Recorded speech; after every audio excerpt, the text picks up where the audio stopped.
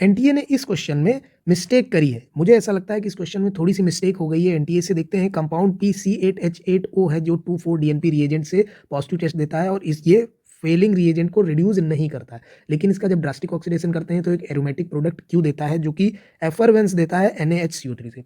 अब मुझे लगता है कि इस क्वेश्चन में थोड़ी सी मिस्टेक है। यहाँ पर ऑप्शन थर्ड और फोर्थ दोनों मुझे सही होते हुए दिख रहे हैं। चलिए इसको हम देख लेते हैं, एक बार क्वेश्चन को डिटेल में देख लेते हैं। तो देखिए C8H8O है। अब ये 2,4-DNP टेस्ट दे रहा है, 2,4-DNP टेस्ट पॉजिटिव दे रहा है। अब ये 2,4-DNP टेस्ट तो हमारा एल्डिहाइड भी देता है, एल्डिहाइड भी देता है और कीटोन भी देता है।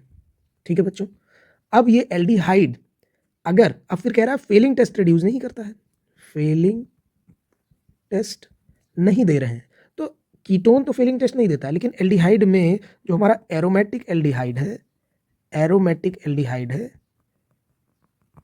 वो हमारे फेलिंग टेस्ट नहीं देते हैं। एरोमेटिक एल्डिहाइड भी फेलिंग टेस्ट नहीं देते हैं। तो अगर जो स्ट्रक्चर दे रखा है उस स्ट्रक्चर को अगर हम देखें, उस स्ट्रक्चर को हम देखें ऐसा, बेंजीन है, बेंजीन पे ये एक स्ट्रक्चर बन सकता है इस फॉर्मूले के हिसाब से, C8H8O के हिसाब से एक स्ट्रक्चर ये बन सक रहा था, ऑप्शन में दिया हुआ था ये स्ट्रक्चर, और एक स्ट्रक्चर हमारा ये बन रहा है। ठीक है, एक स्ट्रक्चर हमारा ये बन रहा है एसिटोफिनोन और ये एक एल्डिहाइड वाला स्ट्रक्चर बन रहा है, एरोमेटिक एल्डिहाइड। अब देखिए अगर हम इस एरोमेटिक एल्डिहाइड वाले स्ट्रक्चर के साथ जाएं, इस एरोमेटिक एल्डिहाइड वाले स्ट्रक्चर के साथ जाएं तो क्या होता है, बच्चों, इसको अगर हम ऑक्सीडाइज करते हैं क्रोमिक एसिड के साथ, विगरस ऑक्सीडेशन इसका करते हैं तो ये कुछ इसमें बदलता है, ये कुछ ऐसा हमें मिलेगा और ये NaHCO3 के साथ एफरवेंस देगा। लास्ट तक देखिएगा बच्चों, मैं इसका प्रूफ भी आपको दूंगा, NCERT से ही प्रूफ दूंगा। तो इस क्वेश्चन में ये एफरवेंस भी दे रहा है तो ये भी सही लग रहा है। ठीक है, और अगर हम इसको ऑक्सीडाइज करते हैं, एसिटोफिनोन को ड्रास्टिक ऑक्सीडेशन करते हैं तो ये कुछ इस स्ट्रक्चर को बनाएगा, यानी कि बेंजोइक एसिड वाला स्ट्रक्चर बन जाएगा हमारा। ठीक है, एरोमेटिक। अब ये तो हमें पता ही है NaHCO3 से एफरवेंस देता है। ठीक है, एफरवेंस देता है। ठीक है, तो अब देखिए कि ये दोनों ही ऑप्शन, यानी कि यहाँ पर जो हमारा ऑप्शन नंबर थर्ड है, ऑप्शन नंबर थर्ड है और ऑप्शन नंबर फोर्थ है, ये दोनों ही सही होते हुए दिख रहे हैं।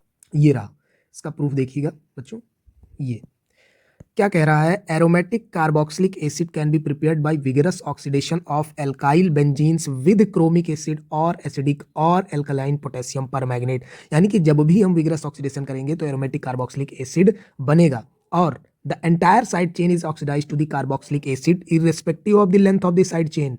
Primary and secondary alkyl groups are oxidised in this manner. यानी कि सीधी सीधी बात कह रहा है कि कार्बोक्सिलिक चेन जो है, जो चेन लगी है उस पर डिपेंड नहीं करेगा, यानी कि कितनी भी लंबी चेन हो वो कार्बोक्सिल ग्रुप में ऑक्सीडाइज होगी ही होगी। और ये क्वेश्चन मॉडिफाई किया गया है, इस क्वेश्चन को एनटीए ने मॉडिफाई किया है एग्जाम्पल से, इसी चैप्टर के एक एग्जाम्पल से मॉडिफाई किया गया है। ये देखिए वो एग्जाम्पल, ये देखिए बच्चों वो एग्जाम्पल है, an organic compound A with molecular formula C8H8O gives 2,4-DNP reagent test. ठीक है, और उसके बाद आयोडीन टेस्ट है वगैरह वगैरह सब दे रखा है, ब्रोमीन टेस्ट वगैरह दे रखा है। ठीक है, तो यहाँ से इन्होंने किया है। मुझे ऐसा पर्सनली लगता है कि यहाँ पर फेलिंग टेस्ट ना होके हमारा जो आइडोफॉर्म टेस्ट होता, आयोडीन वाला आइडोफॉर्म टेस्ट होता वो ज़्यादा बेहतर था, उससे हमारा ये ऑप्शन फोर्थ सही हो जाएगा। लेकिन मुझे ऐसा लगता है कि एनटीए इस ऑप्शन को ही टिक करेगा, फोर्थ वाले ऑप्शन को ही टिक करेगा, यानी कि जहाँ पर एसिटोफिनोन वाला ऑप्शन है इसी को ही सही करेगा एनटीए। लेकिन मुझे लगता है कि ये एनटीए का छोटा सा ब्लंडर है, इसे एनटीए को करेक्ट करना चाहिए। यहाँ पर दोनों ऑप्शन को या तो फिर करेक्ट देना चाहिए या फिर बोनस मार्क्स देना चाहिए। ठीक है बच्चों, तो मिलते हैं नेक्स्ट वीडियो के साथ, इसी के लिए तब तक के लिए गुड बाय। सब्सक्राइब करिएगा बच्चों।